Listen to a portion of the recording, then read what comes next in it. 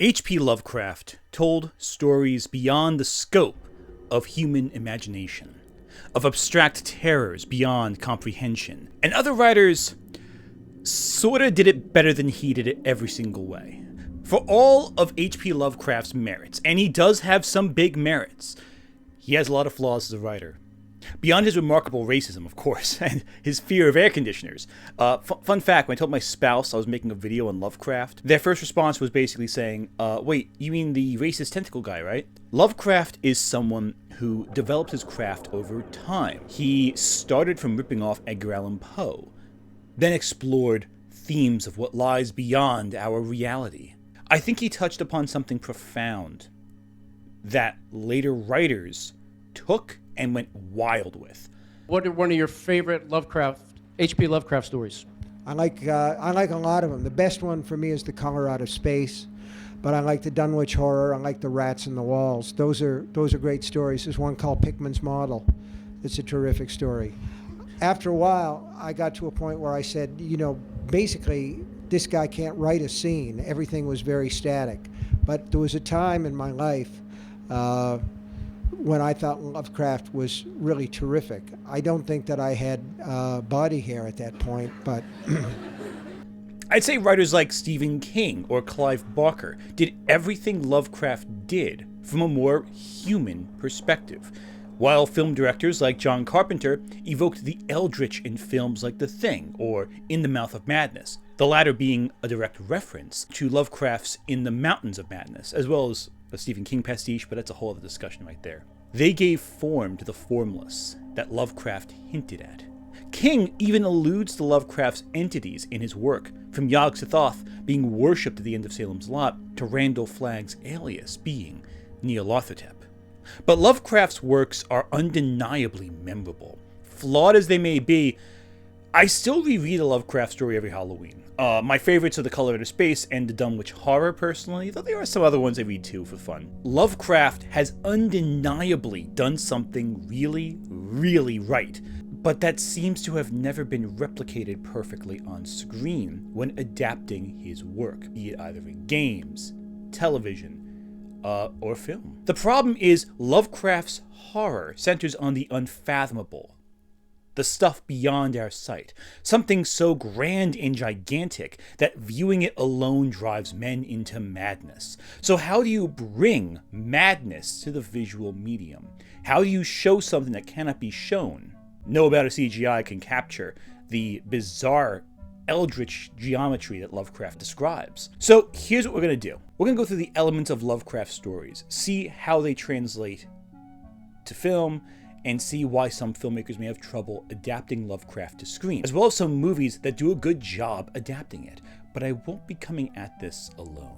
Hi, I am Madeline May. I'm a eldritch horror and video essayist on Madeline May, and I am also a writer, songwriter, singer, musician, etc. So let's actually establish something here. What is Lovecraftian horror? Because you might be surprised that the majority of Lovecraft's horror isn't really Lovecraftian. Now, Lovecraft wrote from 1913 to his death of intestinal cancer in 1937. Lovecraft primarily wrote for pulp magazines until he passed.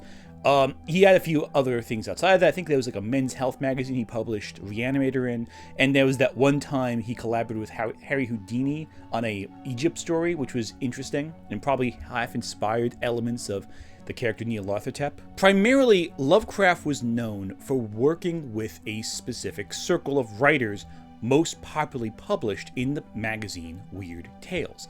This included Robert E. Howard, the creator of Conan the Barbarian, as well as Robert Bloch, the author of Psycho. So there were some significant heavy hitters in this circle at the time. It took decades for Lovecraft to finally get his name out there, in part thanks to the publication of anthologies by his friends, most notably August Derleth. This circle of writers helped promote each other, elevating the others' works until they became mainstream works of media in and of themselves. In total, Lovecraft wrote 65 works, from short stories to novellas to poems, the longest of which is In the Mouth of Madness, the shortest of which is probably a fragment of a story. Lovecraft was always one of those authors I had heard about. I obviously heard the term Lovecraftian a lot growing up and not really knowing what that meant. But in college, I did decide to pick up some of the story collections and read them, which I did. I read quite a few of the Lovecraft stories, at least most of the famous ones for sure. And I really grew to love them. I thought they were really, really fun to read. I thought it was genuinely scary. His quote unquote, like, one trick of just like not describing what, or not, that's not even accurate, just like describing what he sees or what the characters see as indescribable, or like something so horrifying that if you saw it, you would go crazy. I thought that was really interesting because it does kind of put the imagination into you, the reader, to try and like kind of come up with what could that possibly be? What sort of architecture could I see where if I saw it, I would just lose my mind? Like, how weird would that building have to be? I always thought that was very fascinating, and I think that was where my my love for Lovecraft's writing came from. The first story that Lovecraft wrote that can be considered part of the Cthulhu mythos is 1917's Dagon, about a sailor who stumbles upon this ancient grotesque thing under the sea. Dagon would later play a role in The Shadows over Innsmouth, by far the most widely adapted Lovecraft story, for a reason I'll get to later. And while many of Lovecraft's stories focus on monsters, many of his earlier works were pastiches of Edgar Allan Poe, with a heavy dosage of fear of the unknown, and a heavy dosage of racism. I mean, In the Vault is a story about bodies rising from the dead, kind of. Cool Air is about the terrors of air conditioning. Herbert West Reanimator is basically just Frankenstein with an even more ruthless scientist. Another reason I think that Reanimator ranks among the most widely loved of Lovecraft's adaptations. The concept is easy to communicate on screen. You just inject the dead body with a syringe, it comes back, and it always comes back wrong, and Herbert West is like, you know, I did something wrong this time, I'll do it better next time, and never learns a lesson. It's fantastic. Also, Jeffrey Combs, just fantastic in Lovecraft adaptations. But I think if you look at Lovecraft's stories, one early story that stands out is one called The Outsider. The Outsider is one of the more disturbing Lovecraft stories, and it touches upon a real human fear, which is not characteristic for Lovecraft. The story focuses on an outsider, this man who's grown up in a castle all his life. He has vague memories of people taking care of him, but nothing more concrete than that. He wanders out one day and finds everyone shrieking and shrinking away in terror of him as he comes close.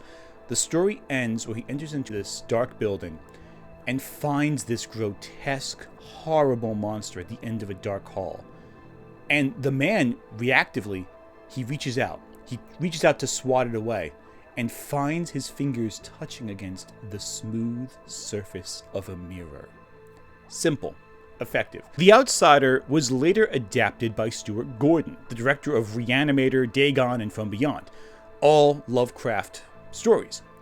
Gordon's adaptation of The Outsider is known as Castle Freak, and it's by far the least liked of Gordon's set of Lovecraft films, mainly because it's just exhausting to watch. Also, Gordon did a segment of the Masters of Horror that was a Lovecraft adaptation, so he's done other Lovecraft stuff.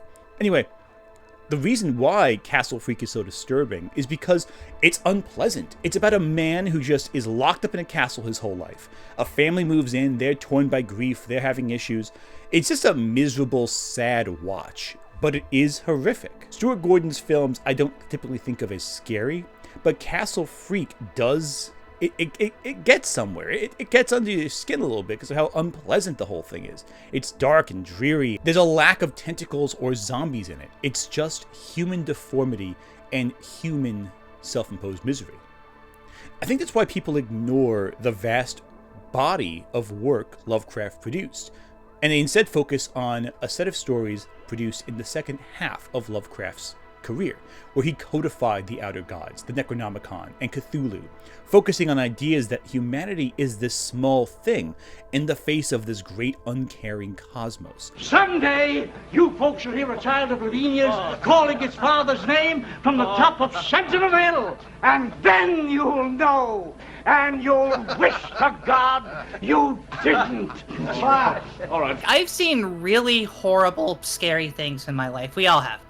You know, things that have completely changed me. But like the idea, like, what if there was just some information or some concept that if you really knew that thing, you would go insane, like the protagonist in his stories. Like, what if you did see a monster that was so indescribable that it changed everything you knew about everything? What he thought of, like, well, what if everything we do does not matter? What if there is literally just like a giant hand, and if it sneezes, we die? The entire galaxy is gone.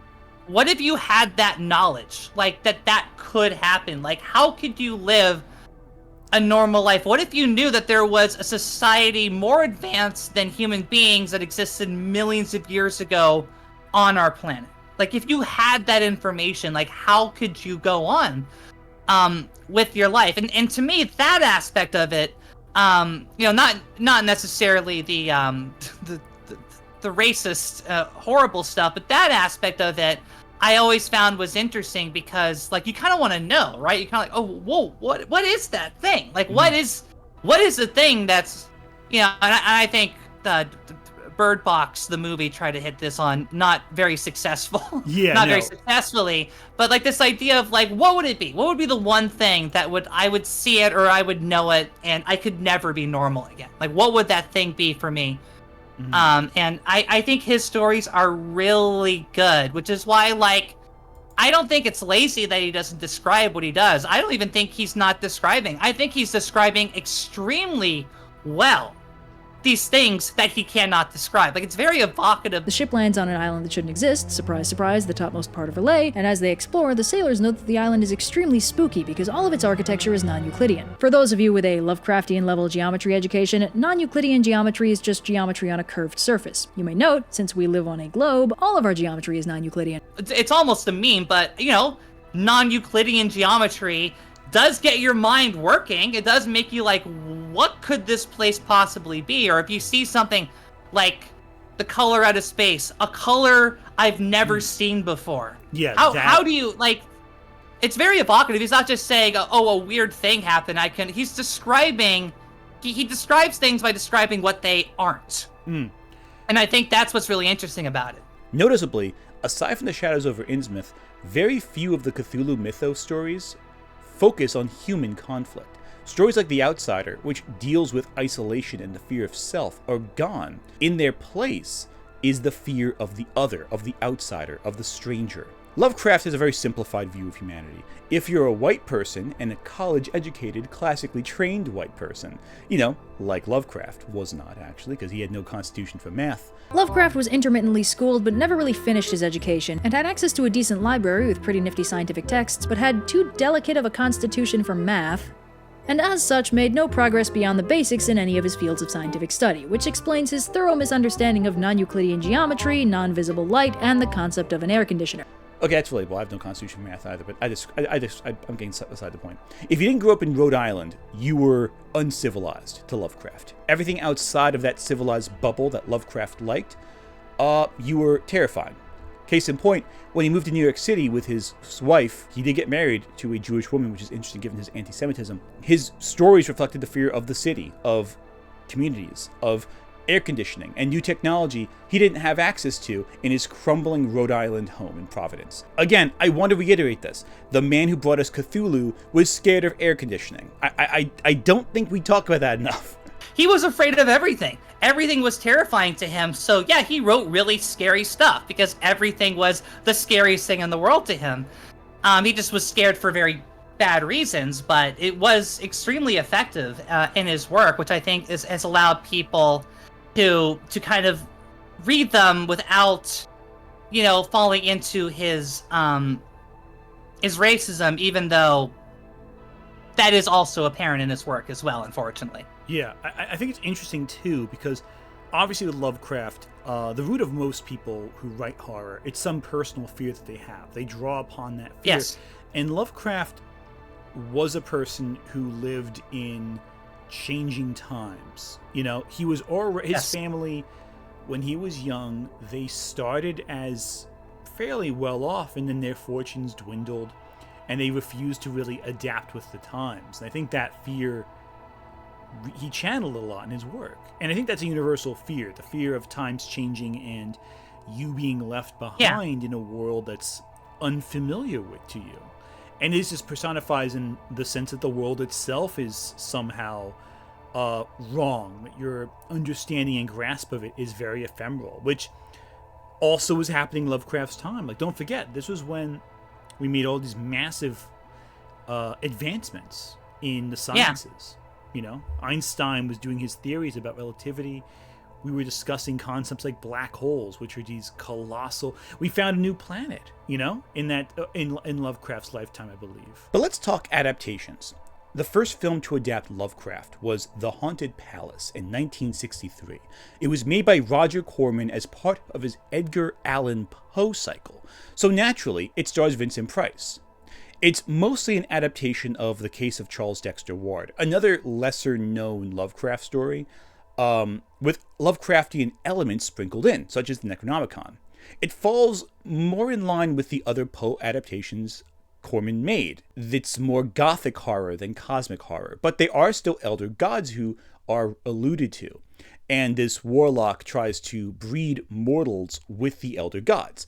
Again, a lot like the plot of Shadows over Innsmouth, where the people of Innsmouth decide to surrender themselves to Father Dagon and Mother Hydra to create fish-human hybrids. Yes, this is a thing, and it's exchanged for gold and treasure, but it leads to the Innsmouth look, half fish people. And in The Haunted Palace, the interbreeding between gods and humans results in these deformed people.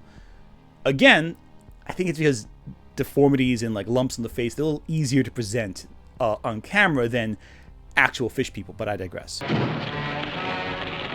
Surely after all these years, I'm entitled to a few small amusements. The films were marketed as a Poe film. It was marketed in like the Fall of the House of Usher. It was marketed like The Raven. Corman wasn't exactly trying to go highbrow with this one or cosmic horror. He wanted to find another Poe story and just didn't have time to find one that fit the project. Or was running out of them by that point. That's like the fifth or sixth Poe film he did. Prior to Stuart Gordon, most of Lovecraft's simpler stories would be adapted to television, like on The Night Gallery. Most often you see stuff like Cool Air or Pickman's Model adapted, because they were pretty easy to translate to screen. The most noteworthy Lovecraftian film, prior to Reanimator but after Vincent Price, was The Dunwich Horror. Based on H.P. Lovecraft's terrifying tale of those who explore the unspeakable. Old Man Whately, he's this warlock. He hands his daughter Lavinia to Yog-Sothoth. Yog-Sothoth produces 2 offspring with Lavinia, and one looks far more like his father. The other child, the one who's more human, is Wilbur Whately, who is also an eldritch horror. He's more like a rapidly aging goat man with weird eyes and his hips and tentacles, but like he looks convincingly human if you put a suit on him. Where you know he looks odd, but you're not sure precisely what he hides is more monstrous features. But he's like 8 foot tall, so you know, it gets a little ridiculous at the end. But that you can fuddle with the adaptation slightly on that one. The 1970 version of Dunwich Horror, by the way, was almost really incredible. The original plan by AIP was to get Mario Bava to direct. Mario Bava being the director of Black Sunday. I shall return to torment and destroy throughout the nights of time! Great Italian director. And the plan was to get Boris Karloff and Christopher Lee in the movie, which would have been absolutely incredible. I assume Boris Karloff would have played the elder professor who uncovers the mysteries of the Whately family in Dunwich and Yog-Sothoth, where I'm guessing Christopher Lee would have played Wilbur Whately, and that alone would have been incredible. But didn't get made. The film they did make focused more on the story focusing on Wilbur Whately, the human-ish antagonist. And the eldritch stuff was kind of alluded to, and you'd see more of the aftermath of the horror rather than the horror itself. You did see some tentacles, but it was the 70s and it was cheap. They didn't go hardcore with it like you'd hope. Herbert West is at the top of his class in medical school. How can you teach such drivel? These people are here to learn, and you're closing their minds before they even have a chance.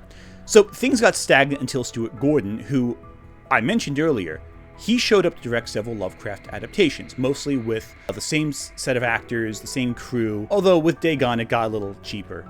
Again, all his adaptations de-emphasized the cosmic and focused on humans meddling with the unknown. The big exception of that is Dagon, which is again an adaptation of both Dagon and The Shadows over Innsmouth. You're seeing a pattern here, again, which is itself a more human story because it's focusing on a village affected by elder gods, the great old ones, not the elder gods, rather than encounters with some great old one. Again, the human stories are already getting adapted, or the more human elements of these stories are getting focused on. One of the big reasons a lot of Lovecraft stories don't get the big budget treatment is because it's expensive and is not a guarantee on return. One of the reasons Guillermo del Toro's now infamous attempt to adapt In the Mountains of Madness, the reason it never got made is because it would have cost too much money, and there's no guarantee in return. It's not even like Cthulhu shows up in that film. There's no marketable monster. It's just the Shuggoths and all that kind of stuff. It's like these elder species, and also didn't help that right when he was going to make In the Mountains of Madness, Prometheus came out, which has a very similar concept, actually. So, except imagine Prometheus, but in Antarctica. So combine Prometheus with The Thing, that's kind of In the Mountains of Madness. But better, I would argue, because Prometheus is not very good. I know, controversial take. Prometheus, not that good a movie. I would say Lovecraft hit the ball out of the park a little better there, mainly with the isolation of the Antarctic and discovering the last bastions of undiscovered country. There's a lot of good stuff in the Mountains of Madness, I think. But it would have cost too much money, and it would have been too expensive, with no guarantee of return. Del Toro also made Pacific Rim and Hellboy, both of which do show Lovecraftian monsters in them, but Del Toro also has these Lovecraftian monsters getting clobbered by the heroes of the story. So it's hard to really say these are really Lovecraftian horror so much as Lovecraft light. A lot of movies do Lovecraft light, where you have a Lovecraftian horror who is this outer entity, this great old one, and the heroes punch it really, really hard, and that stops them. Lovecraft, you can't just punch your way out of an enemy. I mean, okay, actually you can. They do that in Cthulhu. Cthulhu gets rammed by a boat. Cthulhu gets Ursula'd in his first story. He gets better, he regenerates, but he still gets beaten by a boat, just like Ursula in The Little Mermaid, so I digress. Most Lovecraft adaptations we get, they're on the cheaper side. Stuart Gordon's Dagon, for example, which is the most overtly Lovecraftian of his Lovecraft adaptations, it's cost $4.8 million. And it somehow lost money. It was made on the cheap, and modern Lovecraft films are made even cheaper. And as a result, the monsters look really fake. I don't think bad effects necessarily make a story bad, but it does take you out of it when you're building up to this monster of some kind, and the end result is just obvious fakery. You know, it's not effective. Now, a lot of Lovecraft video games can incorporate these monsters because everything looks the same in the CG. You know, you can make everything look right, and we can see beautiful monsters in other games. Bloodborne, for example, has a lot of Lovecraftian horror in it. Again, that's more Lovecraft light, where the end goal is, yeah, these are hard monsters, but you can still clobber them eventually if you play the game correctly. But you see other video games that exist where you see Lovecraft elements, like Call of Cthulhu, The Sunken City, I think it's the other one's called. And it doesn't really feel Lovecraftian because you have to fight and clobber your way out. Most Lovecraft protagonists are just scholars or students or cousins of an uncle who saw something weird once. They're not exactly going to be like in Bloodborne where they can like hack and slash the monsters. That's not happening. If you can fight a great old one, that great old one's no longer be particularly scary. I propose a simple reason why Lovecraft stories are so hard to adapt. It's because they don't focus enough on the human experience. Instead, they focus on these abstract terrors that get less frightening the more you know about it, the more you personify it. A lot of Lovecraft features this deep and vague lore, like Necronomicon, these great old ones, the outer gods they worship. And there's this suggestion of a cosmology, but they're often just figureheads of what exists beyond. And the lore isn't necessarily like in Lord of the Rings where it's deep world building. It's more to suggest that there are these wealths of knowledge and information that we just don't know about, and if we knew about it more, we'd go mad. But we can categorize it now. We have Wikipedia pages. Lovecraft, his monsters are now plushies. The more exposed we are to Cthulhu, the less scary Cthulhu gets. He's only scary because it's like this weird god that's worshipped, and we don't know what he is. He's so overexposed that he's in anime now as a pretty anime girl. Like, he's a gag. He's in Scribblenauts as an option. The more we show Cthulhu, the less scary Cthulhu gets. And the only reason Cthulhu is so frequent in media is because Lovecraft gives a good description of what Cthulhu looks like. And that reduces the terror of Cthulhu. He's an impressive figure, but it's not scary. And furthermore, in our increased lore-obsessed fandom culture, people want to know more details. And knowing more details actually runs counter to what makes Lovecraft effective. The less you know, the better.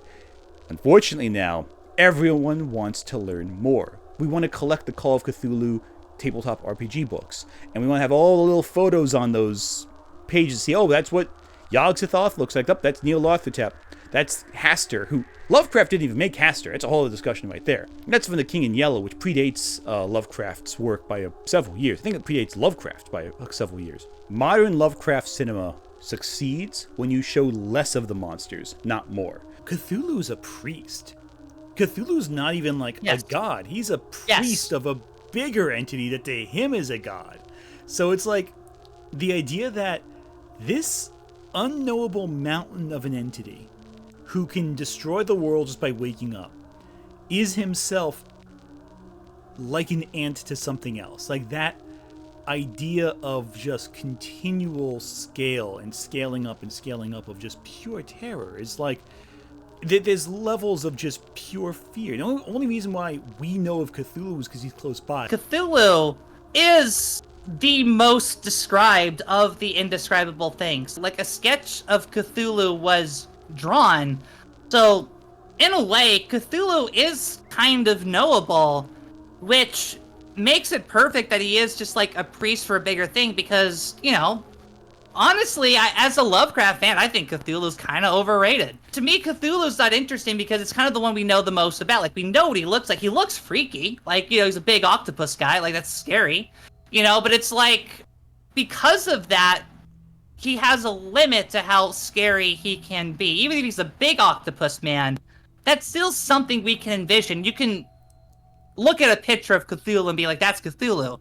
But what's actually scary is the stuff that's beyond Cthulhu. Like he said, he's a priest, right? The stuff that we cannot describe or see. Like if we saw this thing, we wouldn't be able to tell people, and we would also go crazy just by the fact that we saw it. Agreed. And that's the thing, too, with a lot of other Lovecraft stories. A lot of them do focus on representatives of these entities. The Shadows over Innsmouth, for example, it's the fish people, but they're worshipping Father Dagon and Lady Hydra, I think it was, who themselves are worshipping Cthulhu. I think one of the best visual depictions of Cthulhu in recent film is the film Underwater.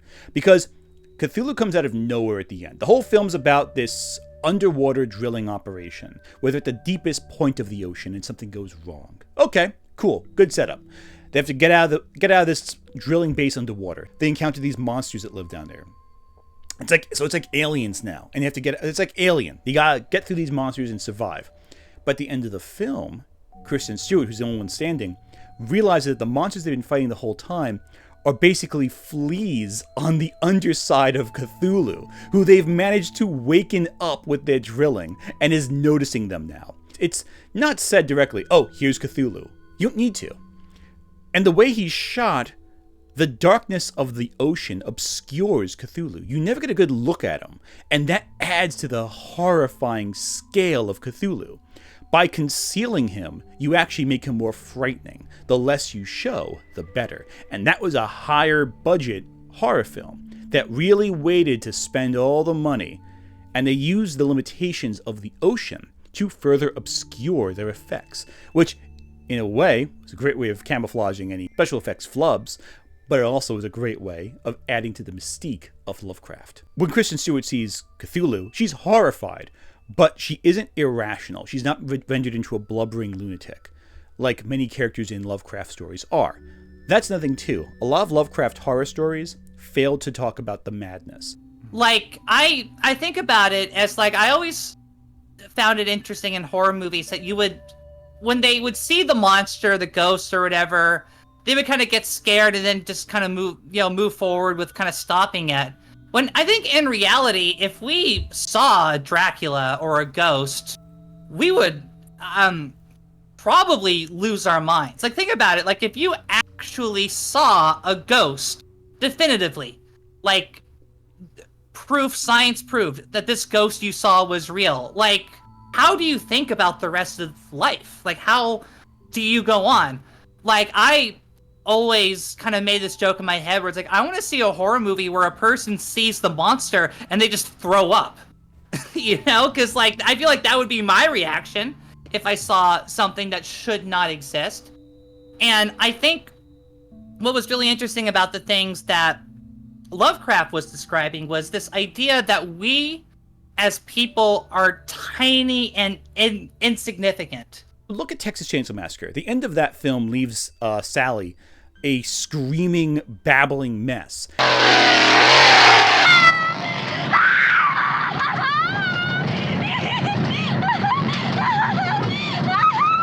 And all she saw was a family of cannibals. Now see something that's beyond madness itself. How do you depict that?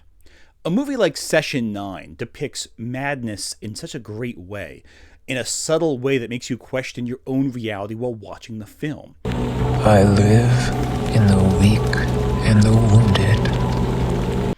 It's a film that leaves no clear answers, and that I feel captures the vibes of Lovecraft far more than a lot of Lovecraft films, despite Session 9 being grounded in reality. There's nothing supernatural in that film, yet it's more effective as this idea of the great unknown, of the cosmic beyond our own understanding. And I think we're also ignoring two key films. Alien and The Thing. Both Alien and The Thing capture the Lovecraft vibe perfectly. They're these cosmic entities beyond our understanding that are deadly and lethal, and we have to get out of there. The survivors are those who keep their heads about them. Those who perish are the ones who succumb either to fear or who succumb to the might of this entity. The Thing also bears a lot of resemblance to In the Mountains of Madness as well, right down to the being placed in Antarctica, though it's not actually a Lovecraft story. The Thing lacks Lovecraft's deep lore, but it makes up for that by telling a human story. And in fact, not explaining where the Thing comes from, what's going on, makes the Thing more effective. I think another movie that comes close to Lovecraft's story stylistically on screen is Lucio Fulci's The Beyond. The film focuses on this Louisiana hotel underneath which is one of the 7 gates to hell. Anyone who uncovers the gate is destroyed by the gate or enslaved by the gate. And if you look upon hell directly, your eyes go cataracts, blind. It's a great surreal trip, and it also, like Lovecraft, is terrible as a human story. Undeniably, there are several powerful cosmic horror films out there. There's The Empty Man, The Void, The Endless. But what these all have in common that I find so interesting is all of them focus on humanity and focus on our interaction and viewpoints of the world rather than bombard the screen with chaotic monsters. Annihilation is basically the best version of The Color Out of Space you're going to get, maybe even more so than The Color Out of Space, which itself is a pretty good adaptation. What I would say is probably closer to Lovecraft's vision is probably the recent Color Out of Space adaptation by, God, what's his name? The guy who famously didn't direct Island of Dr. Moreau. Richard Stanley. Like, even though he had to give the color a color, like he gave it like a purple color. You have to make some kind of concessions, but at least like that film, I really felt like got pretty close to the feeling of reading a Lovecraft story where just like you have no idea what's going on and you have no control over what's happening to you, you're just screwed. There's nothing that can really happen. Like, look, the thing even that's doing it to you doesn't even care that you can't reason with the thing. The thing won't even hear you. It doesn't even know that you're there. It doesn't even acknowledge that you exist. I think another film and I think that's so fascinating. Yeah. I think another film that does that too. It's based in a book. Is Annihilation, where it is this comet that comes down, and when it hits, it creates like this bubble, and within this bubble, life blends, like genetics blend around it. It kind of blurs the division between various things, and it's not. And they even say that there's no intelligence that they understand behind this. It just sort of is happening. It's like a side effect, and again, you can't reason with it. And like a lot of the Lovecraft stories that we've discussed, it's the side effects around the otherworldly thing coming in. It's not directly confronting the otherworldly thing. It's the ripple effect around it, which I think is so interesting in so many of these stories. But I feel personally a weakness with some Lovecraft stories that they try to do is that they try to make you be able to punch out Cthulhu, and in doing so make it like weaker. Like I think as much as I love Hellboy, the first film ends with him getting into a sword fight with a tentacle monster, like, which is basically supposed to be like an elder god. It's like you really can't, like, after you do that, like if you can blow up an elder god with a few bombs and chop its legs off with a sword, it's like kind of undercuts the threat level a little bit. Another great example of Lovecraft, I think, would be the music video Fantasy by DYE, or Die, I'm not sure how you say the name. It's this very strange animated music video that starts with these kids breaking into a pool and ends with some grotesque monsters. Lots of weird, pseudo-sexual, pseudo-monstrous stuff happens. One of the kids breaks out, gets free, ends up arriving in an eldritch abomination world where their eyes just explode out of their heads. Like, it is gruesome and wild. A great example of how Lovecraft can capture, I guess, the idea of teenage anxiety. I don't know. There was a video that H-Bomber Guy made a while back on Cthulhu, and he focused on this movie called Cthulhu from 2007. This film is about a gay college professor called Russell, who learns that his mother has passed away and returns to his hometown for her funeral. Russell's father is the leader of a strange religious cult, and also deeply homophobic, along with many of the rest of the townspeople. Russell realizes the cult has designs on him of some kind, and something strange is going on. He reconnects with an old lover from his past and tries to learn the truth as the people become increasingly hostile towards his search. In lieu of looking at the tangible specifics of the horror, the beliefs of the cult, or portraying the monsters from the original story, the film focuses on Russell's own emotional state, his experiences and dreams, and relation to the people he encounters as he tries to understand what is happening. When monsters do briefly appear, there's not really much to see. Now, Cthulhu is not an adaptation of Call of Cthulhu. It's a adaptation of Shadows over Innsmouth, kinda. It more focuses on a gay man who comes back to his hometown and finds the town kind of changed by this culty belief. And the story focuses on the human drama more than anything else. It's a very effective story of human pain, but people don't like the movie because it promises Cthulhu and doesn't deliver on Cthulhu. That's how it is. And I think that kind of movie connects to what I'm talking about with The Outsider. Going back to the beginning of this discussion, The Outsider is this very odd Lovecraft story by the comparison to everything else he did afterwards, because it is all about human fears, the fear of ourselves, the fear of interpreting ourselves. So it's odd that Lovecraft wrote this very human story and then would just choose not to write any human stories again until Shadows over Innsmouth. As I mentioned before, Shadow over Innsmouth, it's the fish people interbreeding with gods. The whole town gets fishy. Main character later finds out that he has a common ancestry to the people of Innsmouth, and at the end of the story begins his transformation into one of the fish people, and has an immediate desire to return to the world of Dagon and Hydra. You know, so you become the monster you fear. The monster was inside of you the whole time, and now it's coming out. It's the fear of transformation in the face of revelation. Lovecraft saw this as a fear of his own, of perfect breeding, but he was a racist, so who cares? There's a lot of human elements you can get from that, though. The idea that you are what you fear, and that you will become what you fear because of some circumstance outside your control. That's a human fear. It's a good fear. One that can be reinterpreted in many ways. The problem is this. I think people, when reading Lovecraft, they are in love with the ideas Lovecraft presents, these elder gods, these monsters, but they're not necessarily in love with the structure of the story themselves. That's why one of the few faithful adaptations of Cthulhu is 2005's Call of the Cthulhu, which is a movie made in black and white, stylized like a silent film from the 20s. It's made to look like a film that would have been made in Lovecraft's time. And it's very interesting. But sometimes when watching it, you're watching modern day people pretend they're from the 20s. And you can tell. But they do use some really cool techniques to kind of capture the vibe that would have been present in that day. I think from his point of view, too, he's asking the question, like, what if God exists and he doesn't care about you? Like that, I think that really is the question, because what he's describing are gods.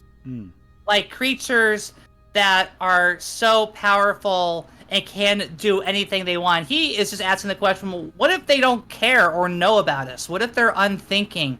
What if the world is as random as we fear it is? What if nothing we do matters?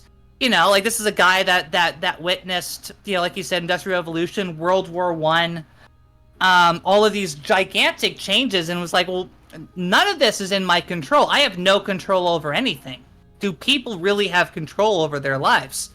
What if there was a thing that just like, and then I'm it. That's it. I'm done. I see the thing. I'm crazy. We're not the alpha species in that sense. We're not the apex predator. There is something beyond us that doesn't even care that we're there, which to humanity is such a horrifying idea, because we see ourselves as like the conquerors of the world, that we are the center of the universe and all of these things, and everything bends to our will. But what if there was something else that was us, but better, stronger, larger, something so incomprehensible that like they have no reason to even comprehend us. But I think also, looking at the flip side of that, I've also been really interested in modern Lovecraftian adaptations and influences that kind of turn the question on its side. The kind of like, well, what if actually finding Cthulhu is a good thing? Like, what if it's actually cool to meet the outer cosmic horror gods? And I think this is where you get into a lot of marginalized and queer retellings of these stories. Like I read the book Lovecraft Country, which I did not see the show, but I did read the book. And the book was basically like, well, what if we can just kind of handle this? Like, what if we can just kind of deal with all of this stuff? Like, we saw the thing and we're fine. We didn't actually go insane. And maybe some of it we can do something about it or do whatever. Like, it's putting a positive spin on the material that I think has been needed as well. To be like, everything different is terrifying. Well, maybe everything different is actually really cool, and you should stop being racist, H.P. Lovecraft. Yeah, right? Yes. Yeah. Yeah, that's a fair point. I think a lot of revisionist Lovecraft media tackles the idea of the unknowable and says, hey, what if we know it? And what if it's not something terrifying? I think that's one reason, too, why so many Lovecraft stories today feel so different than the Lovecraft stories of then.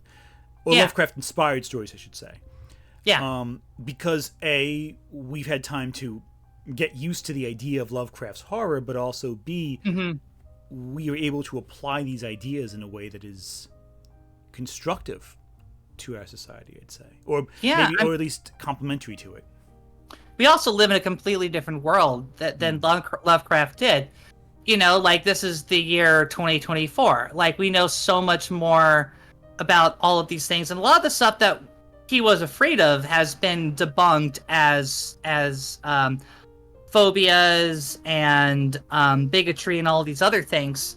But now that we understand and realize that, hey, maybe the thing over there is not bad, that we can be like, hey, maybe we can be friends. You know, there's a reason why, you know, as popular as Cthulhu is as a monster, I've seen just as much kawaii cute Cthulhu stuff as I have scary Cthulhu stuff, because there is something appealing, I think, about this creature. Like, Cthulhu can be kind of cute on a plushie if you do it right. Like, and I've seen them. They're very adorable, which I think is so interesting, because it is completely counter to what Lovecraft was saying. Like, why don't we just embrace and hug the scary cosmic horror? Why not? Yeah, or go further than that with some adaptations. Yeah, I mean, this is all impossible. I mean, it's all impossible, right? So why not date Cthulhu? Because, you know, we're just spitballing here. Who cares? It's all made up anyway. Some books are immortal, like Dracula or Frankenstein. Others just aren't. Lovecraft's stories are compelling stuff, and they capture good fears, but you need to finesse them a little bit. There are very few one-to-one adaptations of Lovecraft. Even Reanimator is not a faithful adaptation of Reanimator. They change a lot. And that's to make it more compelling to a modern-day audience. Lovecraft did not understand people. He did not like people all that much. And that reflects in his stories. You need to understand humanity in order to tell a story about people. There's a quote by... There's a documentary involving Hayao Miyazaki where he talks about how he makes his artists study people. He gets annoyed when his artists just watch anime, because you're not really learning about how people behave and move and act by watching anime. You're watching a reflection of a reflection, rather than watching the thing itself and modeling your work after reality. The reason I think Lovecraft fails and other writers do Lovecraft better than Lovecraft, other directors do Lovecraft better than Lovecraft, it's because they understand that to make a story that's scary and effective to people, you need to focus on the people. Lovecraft stories are nice small bits of narrative, but they're not necessarily going to impact you the way a good human horror story will. Thank you so much to Madeline May for helping me out. And yeah, if you want to see more, keep watching my channel. I got some good stuff. Like and subscribe if you haven't already, because I could use the boost in the algorithm. It's always a cool thing. And next week I start on a massive video that will hopefully be good. We'll find out. All right. Take care, everyone. Bye-bye.